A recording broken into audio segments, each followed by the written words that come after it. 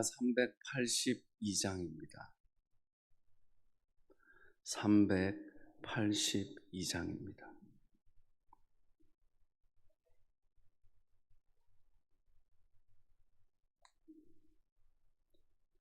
너 근심 걱정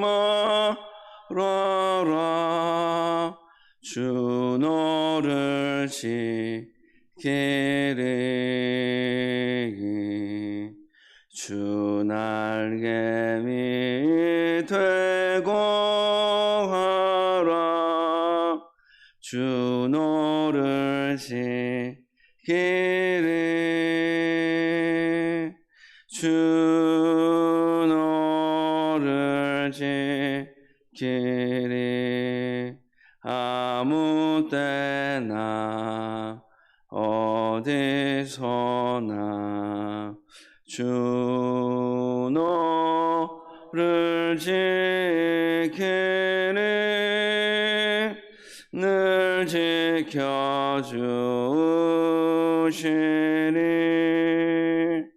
어려워 낙심될 때에 주 너를 지키리.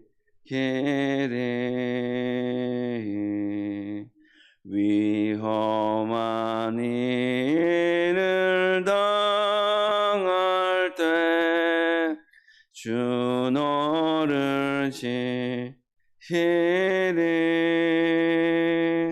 주 너를 지키리. 아무 때나 어디서나 주 너를 지키리. 늘 지켜주시리.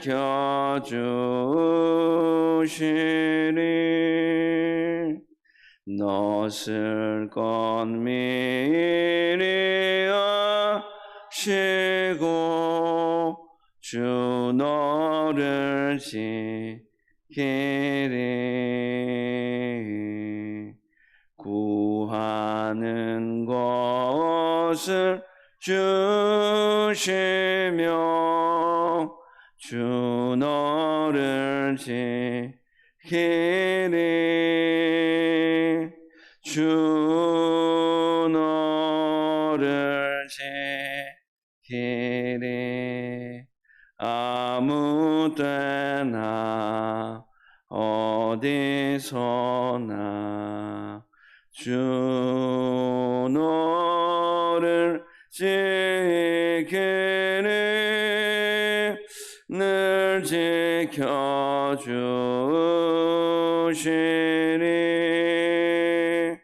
어려운 시험 당해도 주 너를 지키리. 구주의 품에 거하라. 주 너를 지키리. 주 너를 지키리. 아무 때나 어디서나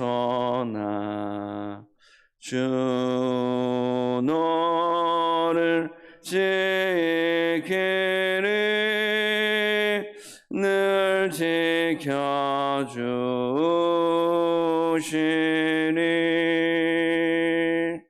아멘. 하나님의 말씀은 열왕기하 6장 1절에서 14절까지의 말씀입니다. 열왕기하 6장 1절에서 14절까지의 말씀 한 절씩 교독하시고 마지막 절은 함께 읽도록 하겠습니다. 선지자의 제자들이 엘리사에게 이르되 보소서, 우리가 당신과 함께 거주하는 이곳이 우리에게는 좁으니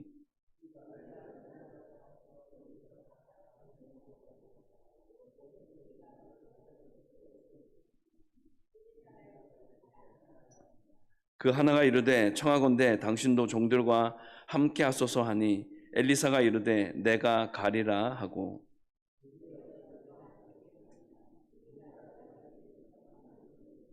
한 사람이 나무를 벨 때 쇠도끼가 물에 떨어진지라 이에 외쳐 이르되 아 내 주여 이는 빌려온 것이니이다 하니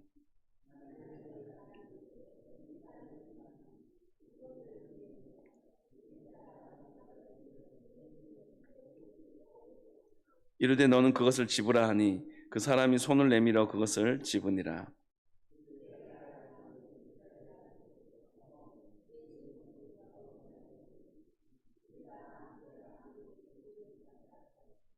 하나님의 사람이 이스라엘 왕에게 보내 이르되 왕은 삼가 아무 곳으로 지나가지 마소서 아람 사람이 그곳으로 나오나이다 하는지라.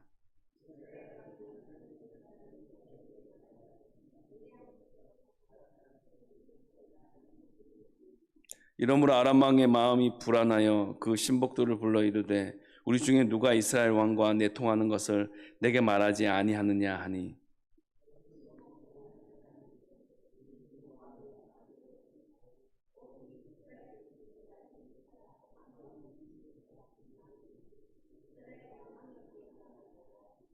왕이 이르되 너희는 가서 엘리사가 어디 있나 보라 내가 사람을 보내어 그를 잡으리라. 왕에게 아뢰어 이르되 보라 그가 도단에 있도다 하나이다. 왕이 이에 말과 병거와 많은 군사를 보내매 이들이 밤에 가서 그 성읍을 에워쌌더라. 아멘. 우리는 종종 하나님께 묻습니다. 감히 내가 이런 기도를 해도 됩니까, 주님? 저는 너무 부족한데요. 주님 겨우 이런 일 가지고 제가 기도해도 되겠습니까? 그런 질문을 던지며 기도할 때가 있습니다. 그런데 그것은 우리의 기준이요 우리의 생각입니다. 하나님은 어떠한 모습이든지 어떠한 상황이나 형편에 처해 있든지 간에 하나님 앞에 나오는 자를 하나님을 찾는 자들에게 응답하시고 역사하시고 일하시는 하나님이 되십니다. 우리와 관련된 일이라면 하나님의 자녀인 저와 여러분들과 관련된 일이라면 하나님은 그 모든 것을 중요하게 여기시고 세밀한 음성에 귀 기울이시고 응답하여 주시는 신실하신 우리의 아버지 하나님이 되어 주십니다. 오늘 본문의 말씀은 엘리사가 펼치는 기적을 통해서 하나님이 하나님의 자녀들에게 내려주시는 몇 가지 은혜를 생각하는 그런 이야기로 구성되어져 있습니다. 1절에서 4절까지의 말씀입니다. 선지자의 제자들이 엘리사에게 이르되 보소서 우리가 당신과 함께 거주하는 이곳이 우리에게는 좁으니 우리가 요단으로 가서 거기서 각각 한 제목을 가져다가 그곳에 우리가 거주할 처소로 세우사이다 하니 엘리사가 이르되 가라 하는지라. 그 하나가 이르되 청하건대 당신도 종들과 함께 하소서 하니 엘리사가 이르되 내가 가리라 하고 드디어 그들과 함께 가니라. 무리가 요단에 이르러 나무를 베더니 하나님은 우리 삶의 개개인의 그 삶의 내역을 다 살펴보십니다. 우리가 어떤 물건을 사면 그 물건을 잘 샀는지 가격은 맞는지에 대해서 영수증으로 확인하는 것처럼 하나님 우리 삶이라는 그런 영적인 영수증을 보시고 어떻게 살아왔는지 그리고 어떻게 살아가야 할지 무엇이 부족한지 무엇이 채워져야 할지에 대해서 그게 바라보시고 말씀하시고 기도하게 하시고 반응하게 하시는 것입니다. 엘리사는 혼자 다니던 엘리야와는 다르게 늘 사환들과 제자들과 함께 그렇게 공동체 가운데 속하여서 다니는 것을 볼 수가 있습니다. 선지자와 제자들이 공동생활을 하는 것은 일찌감치 사무엘상 10장 10절에도 보면 나와 있는 바입니다. 혼자 따로 생활하는 것이 아니라 공동체와 함께 움직이고 생활하고 하나님의 일과 하나님의 역사를 보여주는 선지자의 모습을 발견할 수가 있습니다. 엘리사와 함께 생활하던 제자들이 점점 늘어나게 됩니다. 그래서 제자들은 엘리사 선지자에게 지금 저희들이 머무는 처소는 이 많은 공동체가 머물기에는 너무나 부족합니다. 그러니 이제 요단으로 가서 다른 지방으로 가서 그곳에다 우리들이 거할 처소를 지었으면 좋겠습니다. 좀 허락해 주셨으면 좋겠습니다. 공손하게 엘리사의 허락을 구합니다. 이런 언어적 표현을 보면 제자들이 얼마나 엘리사를 존중하고 존경하고 있는지를 알 수가 있습니다. 그러자 제자 중 한 사람이 그렇다면 우리만 갈 것이 아니라 엘리사 선지자 당신도 함께 가면 어떻습니까? 매우 조심스럽게 요청합니다. 그 말을 듣자마자 엘리사는 당신들의 뜻이 그렇다면 나도 함께 당신의 공통제와 함께 가도록 하겠습니다 라며 제자들의 말을 따릅니다. 엘리사는 자신이 말한 대로 제자들과 함께 머물던 곳을 떠나서 요단으로 갔습니다. 그리고 그곳에서 집을 짓기 위한 나무를 자르게 되었습니다. 5절에서 7절 말씀입니다. 한 사람이 나무를 벨 때 쇠도끼가 물에 떨어진지라 이에 외쳐 이르되 내 주여 이는 빌려온 것이니이다 하니 하나님의 사람이 이르되 어디 빠졌느냐 하며 그것을 보이는지라. 엘리사가 나뭇가지를 베어 물에 던져 쇠도끼를 떠오르게 하고 이르되 너는 그것을 집으라 하니 그 사람이 손을 내밀어 그것을 집으니라. 그런데 한 제자가 나무를 베다가 그만 도끼를 물에 빠뜨렸습니다. 그 제자는 매우 절망적인 목소리로 엘리사를 부르며 빠뜨린 이 도끼는 제 것도 아니고 빌려온 것인데 어떻게 하면 좋습니까? 그렇게 굉장히 안타까운 마음으로 절망적인 그런 마음을 담아 엘리사에게 말하고 있습니다. 집을 짓기 위한 변변한 도구 하나 없이 그 도구 하나 없어서 다른 사람에게 물건을 빌려서 간신히 일하고 있던 상황에서 그 값비싼 빌린 쇠도끼마저 잃어버렸으니 이 제자는 너무나 실망하고 절망할 수밖에 없었습니다. 이 감탄사라는 표현은 깊은 슬픔과 절망을 나타낼 때 사용되는 표현이기도 한데 오늘 이 상황에서 사용되고 있습니다. 이런 모습은 엘리사 일행이 얼마나 가난하고 궁핍하며 우리가 세상적인 기준으로 보면 참 가난에 찌들어 있는 그런 안타까운 뭔가 도와주고 싶은 마음이 생기는 그런 보여지는 상황으로는 너무나 빈궁한 상태에 있는 공동체임을 보여주고 있습니다. 이런 상황에 대해서 엘리사 선지자는 제자의 부름에 응답하며 그 쇠도끼가 어디에 빠졌느냐 물어봅니다. 그리고 나뭇가지를 잘라서 그 도끼가 빠진 곳을 향해 던졌습니다. 그런데 참 놀랍게도 쇠도끼가 떠올랐고 제자가 그것을 잡아서 끄집어낼 수 있었습니다. 이것은 나무가 무거운 쇠도끼를 끌어올린 것 같은 그런 모양새로 보여질 수 있지만 이것 또한 하나님의 역사, 하나님의 일하심이 아니면 불가능한 자연 질서를 초월하여서 역사하시고 일하시는 하나님의 모습을 잘 보여주고 있다고 할 수 있습니다. 그렇습니다. 저와 여러분이 알고 있는 하나님은 자연 질서 안에만 머무시는 분이 아니라 그 자연 질서를 초월하시고 그 자연 질서까지도 사용하시는 탁월하신 놀라우신 여호와 하나님이 되십니다.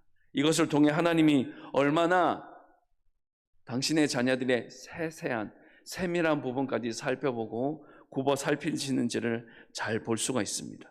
개인의 재정적인 상황, 사회적인 상황, 도덕적인 문제를 해결하시는 그 하나님의 모습을 이 쇠도끼 이야기를 통해서 발견할 수가 있습니다. 8절에서 10절까지의 말씀입니다. 그때 아람 왕이 이스라엘과 더불어 싸우며 그의 신복들과 의논하여 이르기를 우리가 아무데 진을 치리라 하였더니 하나님의 사람이 이스라엘 왕에게 보내 이르되 왕은 삼가 아무 곳으로 지나가지 마소서 아람 사람이 그곳으로 나오나이다 하는지라. 이스라엘 왕이 하나님의 사람이 자기에게 말하여 경계한 곳으로 사람을 보내 방비하기가 한두 번이 아닌지라. 8절의 이야기는 그때에로 시작합니다. 그때에라는 것은 무엇입니까? 그때는 바로 아람의 군대 장관 나아만이 엘리사에게 병고침을 받고 간 그 이유를 말하는 것입니다. 아람 왕은 이스라엘과 전쟁하면서 자신의 신하들과 의논했습니다. 그런데 여기서 아람 왕이 어떤 곳에 진을 치자고 이야기하면 하나님의 사람이 엘리사가 이스라엘 왕에게 사람을 보내서 어떤 곳으로 지나가지 말라고 경고합니다. 그곳에서 아람 사람들이 공격할 것이기 때문이라고 그렇게 말하고 있습니다. 엘리사의 경고를 들은 이스라엘 왕은 엘리사 선지자가 가르쳐준 그곳으로 군사들을 보내어서 그 장소를 지켰는데 이런 상황과 이런 일들이 한두 번이 아니었습니다.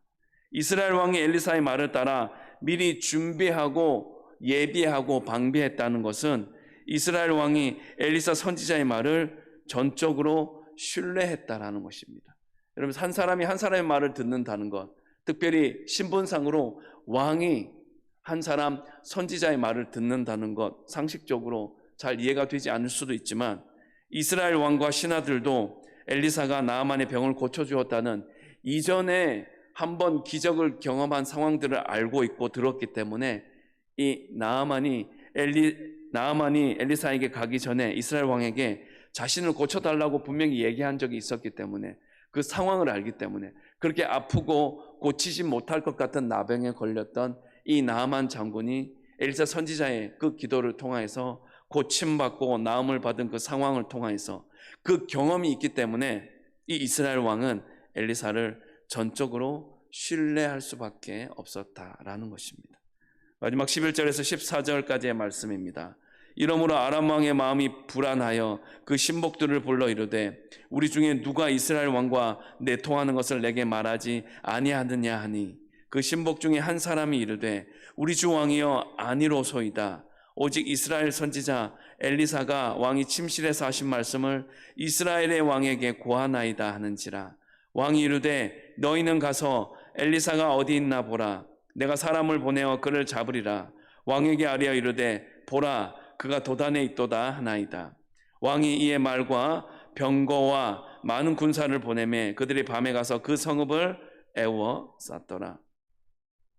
하나님의 이는 세심한 관심은 이제 또 다른 이야기는 아람 왕 이야기를 통해서도 잘 나타나고 있습니다. 아람의 침입이 이스라엘 왕에게 계속 알려지게 됩니다. 그래서 이스라엘 침입이 계속 실패하자 아람 왕은 매우 화를 내었습니다. 11절 말씀에 보면 불안하여라는 표현이 있는데 이 표현은 화를 낸다, 격분한다라는 뜻을 가지고 있습니다. 아람 왕은 번번이 회의한 내용을 이스라엘 왕들에게 누군가 전달하는 것이 아니냐며 심하게 화를 낸 것입니다. 그렇지 않고서야 어떻게 우리가 공격할 때마다 번번이 이스라엘 그 나라가 우리의 공격을 다 막아낼 수 있느냐는 것입니다. 아람 왕의 입장에서 보면 자신이 침입하기로 정한 그곳에 쪽집게처럼 이스라엘 군대가 막고 있으니 이런 의심을 하는 것은 어떻게 보면 합당해 보여집니다. 그러면서 자신들 사이에서 그런 내통하는 자, 첩자를 잡으려고 하였습니다. 그런데 이때 왕의 신하 중 한 사람이 이 일을 이스라엘 왕에게 알려준 사람은 다른 사람이 아니라 이스라엘의 선지자 엘리사입니다 라고 말하게 됩니다. 그는 심지어 가장 은밀한 곳인 왕 당신이 머물고 쉬고 있는 침실에서 하는 말까지도 알 수 있습니다. 그 말을 이스라엘 왕에게 전달해 주는 것입니다 라고 그렇게 한 신하가 아람 왕에게 이야기하였습니다. 하나님은 아람 왕이 침실에서 하는 이야기도 아십니다. 이 말을 한 사람이 누구인지 알 수 없지만 분명한 것은 그는 엘리사가 나아만의 병을 고쳐주었다는 사실을 아는 사람일 것입니다. 그런 놀라운 기적을 행한 사람이 그 모든 아람 왕 당신이 하는 그런 계획을 다 엘리사 선지자가 당연히 알 것이라고 넘겨짚은 것이었습니다. 나아만의 병은 아람의 의술이나 신들이 고칠 수 없는 그런 나병이었습니다. 그렇기 때문에 나아만이 나병을 고치기 위해 이스라엘로 가게 해달라고 요청했을 때 왕의 신하들은 과연 보내도 되는 걸까? 적진에 과연 나의 신실한 충복한 신하를 보내도 되는 것일까? 반신반의하며 그렇게 껄끄러운 마음으로 보냈을 것입니다. 하지만 정말로 치료를 받고 돌아왔을 때 아람 왕과 그의 신하들도 이스라엘의 하나님 여호와의 능력, 엘리사의 능력은 참으로 탁월하구나, 대단하구나라는 것을 비로소 알게 되었을 것입니다. 그 결과 아람 사람에게 엘리사 선지자가 얼마나 뛰어난 하나님의 선지자인지 알게 되었습니다. 그런 사람들 중에 한 사람이 아람 왕에게 이렇게 보고한 것입니다. 엘리사의 명성은 이스라엘 그 나라에서 뿐만 아니라 이제는 이 아람 왕이 있는 그 나라에까지 주변 나라에까지 다 알려지고 퍼지게 된 것입니다. 이 말을 듣자 아람 왕은 엘리사를 잡아들일 생각을 합니다. 그냥 내버려 두어서는 안 되겠구나. 그래서 한 신하가 그는 바로 도단이라는 곳에 있습니다. 이 말을 들은 아람 왕은 엘리사 선지자 이 한 사람을 잡기 위해 말과 병거와 수많은 용사들을 도단으로 보내어서 밤에 조용히 그곳을 애워 싸게 됩니다. 아람 군사들이 밤에 도단을 애워 쌌습니다. 그래서 성읍에 있는 사람들은 아람 군대가 그렇게 온 줄도 모르고 있었습니다. 그렇기 때문에 선지자의 사환이 아침에 아람 군대를 보고 놀라서 소리를 치게 됩니다. 아람 왕이 엘리사 한 사람을 잡기 위해 이렇게 많은 군대를 보낸 것은 다 이유가 있습니다. 이전에 엘리야 선지자 그리고 엘리사 선지자가 섬기는 이스라엘의 하나님이 얼마나 놀랍고 탁월한 능력을 보여주셨는지, 얼마나 하나님이 그들을 통하여서 얼마나 그 당신의 백성들을 지켜보아 주시는지, 역사하시는지를 생생하게 경험했기 때문에, 그 하나님의 일하심이 너무나 두려웠기 때문에 수많은 군사, 보여지는 군사로 그 두려움을 대신하고 싶어 했던 것입니다. 이렇게 하나님을 온전히 섬기는 엘리사라는 선지자 한 사람의 존재로 인해 이스라엘은 1000만 군대가 지키는 것보다 더 든든하게 지켜지고 있었습니다. 그리고 적들은 두려움에 떨게 되었습니다. 우리가 이 말씀을 보면서 우리에게 주시는 분명한 메시지가 있는 것 같습니다. 과연 나는 하나님의 살아계심을 온전히 나타내며 드러내며 살아가고 있는지, 그래서 다른 사람들이 하나님의 능력을 깨닫도록 그렇게 하는 일들을 나는 하고 있는지를 생각해 보게 합니다. 아니면 내가 오히려 세상의 위협에 두려워 떨고 있는지 그것을 돌아보게 만듭니다. 사랑하는 여러분, 영적인 싸움에서 이기는 비결은 하나님께서 대적을 상대하게 하시는 것입니다. 내가 대적과 싸우는 것이 아니라 하나님께서 친히 그 대적과 싸워 승리하게 하는 것입니다. 내가 싸워야 할 것은 대적이 아니라 상대방을 하나님보다 더 두려워하는 이 불신앙과 싸워야 하는 것입니다. 영적 싸움을 위해 반드시 필요한 것은 나의 한계, 상대방의 강함을 아는 것도 중요합니다. 그러나 그보다 더 중요한 것은 하나님의 능력에 대한 그런 신뢰, 그런 사모함이라는 것입니다. 사랑하는 성도 여러분, 우리를 속속들이 다 아시는 하나님에 대해서 생각하고 고민해 보는 시간을 이 새벽의 귀한 시간들 가운데 가질 수 있기를 주님의 이름으로 축복합니다. 저와 여러분들은 어떻습니까? 우리의 가장 은밀한 곳을 아시는 하나님을 과연 어떻게 경험하고 계십니까? 그것이 혹시 불편하지는 않으십니까? 하지만 그것 자체가 은혜입니다. 이전에도 그 은혜로 살아왔고 지금도 그 은혜로 살아가고 있고 앞으로도 우리는 그 은혜를 힘입어 살아가게 될 것입니다. 하나님은 우리 삶의 모든 부분을 챙겨주시기 때문에 그렇습니다. 말씀을 정리하겠습니다. 엘리사 선지자는 쇠도끼의 위치를 모를 수도 있었습니다. 아람 왕이 침실에서 나누는 대화도 알 수도 있습니다. 사실 엘리사 선지자가 모르고 알고는 오늘 말씀을 통해서 우리에게 말씀해 주는 것은 그렇게 중요한 부분이 아닙니다. 더 중요한 것은 우리가 알더라도 우리가 모르더라도 하나님의 일하심은, 하나님의 역사는, 기적은 바로 저와 여러분들을 통하여서 삶의 현장 가운데 나타나게, 그리고 보여지게, 드러나게 된다라는 것입니다. 하나님은 당신의 방법대로 은혜를 공급하시는 분이십니다. 다 알 것만 같은 세상의 권력자가 사실은 가장 모르는 사람인 것처럼 저와 여러분들이 지금 가진 세상적인 것들이 우리가 다 알고 있다, 우리가 다 누리고 있다라고 그렇게 말할 수 없는 것입니다. 자신이 알고 있는 것이 어디로부터 시작되었는 것을 알 때 그것이 가치가 있는 것입니다. 아, 이 하나님이 일하여 주셨구나, 하나님이 나를 만져주셨구나, 붙들어 주고 함께하여 주셨구나라는 사실을 분명히 확인하고 확신하게 되어질 때 이전의 삶과는 비교할 수 없는 놀라운 하나님의 역사와 은혜를 우리는 체험하게 되는 것입니다. 그리고 오늘 본문에 따르면 그 가치는 기적, 구원을 우리들에게 가져다 주는 것입니다. 우리가 살아가는 일상 속에서 하나님의 기적을 통한 은혜를 풍성히 누리는 삶을 살아갈 수 있게 되기를 주님의 이름으로 축복합니다. 기도하겠습니다. 우리가 드리는 모든 기도에 하나님은 귀를 기울이십니다. 이스라엘 당시 아람은 큰 위협이고 부담이었지만 하나님은 엘리사 선지자를 통하여 지켜주십니다.